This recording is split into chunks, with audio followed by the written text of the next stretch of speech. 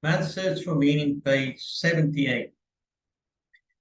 When a man finds that it is his destiny to suffer, he will have to accept his suffering as a task, a single and unique task. He will have to acknowledge the fact that even in suffering, he is unique and alone in the universe. No one can relieve him of his suffering or suffer in his place. His unique opportunity lies in the way in which he bears his burden. For us as prisoners, these thoughts were not speculations far removed from reality. They were the only thoughts that could be of help to us. They kept us from despair, even when there seemed to be no chance of coming out of it alive. Long ago, we had passed the stage of asking what was the meaning of life, a naive query which understands life as the attaining of some aim to the active creation of something of value. For us, the meaning of life embraced the wider cycles of life and death, of suffering and of dying. Once the meaning of suffering had been revealed to us, we refused to minimize or alleviate the camp's tortures by ignoring them or harboring false illusions and entertaining artificial optimism. Suffering had become a task on which we did not want to turn our backs. We had realized its hidden opportunities for achievement, the opportunities which caused the poet Rilke to write, "Wie viel ist aufzuleiden?" How much suffering there is to get through. Rilke spoke of getting through suffering as others would talk of getting through work. There was plenty of suffering for us to get through. Therefore, it was necessary to face up to the full amount of suffering, trying to keep moments of weakness and furtive tears to a minimum.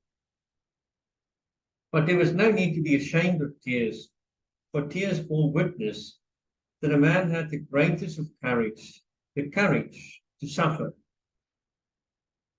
Only very few realized that. Shamefacedly, some confessed occasionally that they had wept, like the comrade who answered my question of how he had gotten over his dilemma by confessing, "I have wept it out of my system."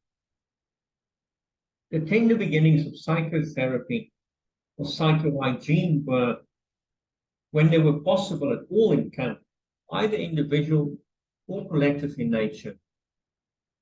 The individual psychotherapeutic attempts were often a kind of life-saving procedure. These efforts were usually concerned with the prevention of suicides. A very strict camp ruling forbade any efforts to save a man who attempted suicide. It was forbidden, for example, to cut down a man who was trying to hang himself. Therefore, it was all important to prevent these attempts from occurring. I remember two cases of would-be suicide which bore a striking similarity to each other. Both men had talked of their intentions to commit suicide. Both used the typical argument. They had nothing more to expect from life. In both cases, it was a question of getting them to realize that life was still expecting something from them. Something in the future was expected of them. We found, in fact, that for the one, it was his child whom he adored, but who was waiting for him in a foreign country. For the other, it was a thing, not a person. This man was a scientist and had written a series of books which still needed to be finished. His work could not be done by anyone else, and more than any other person could ever take the place of the father in his child's affections. This uniqueness and singleness which distinguishes each individual and gives a meaning to his existence has a bearing on creative work as much as it does on human love.